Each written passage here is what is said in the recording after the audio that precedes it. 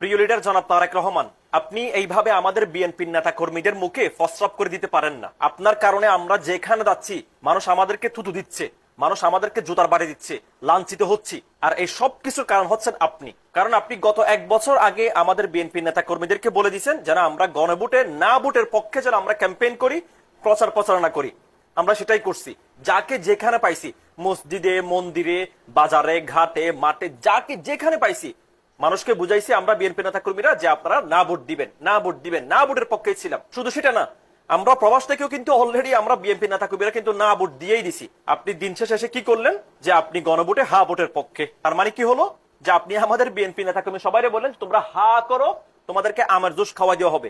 আপনি আমের জুসের কথা বললে আপনি আমাদের মুখে ফসরাপ করে দিচ্ছেন। এটা কি হইল? আর আপনি শুধু এটা না, আপনি সব সময় আমাদের বিএনপি নেতা কর্মীদের সাথে বাটপারি করেন। আপনি লন্ডন থেকে বাংলাদেশে আসার কথা ছিল নভেম্বরে। আমরা বিএনপি নেতা কর্মীরা ভিডিও Likey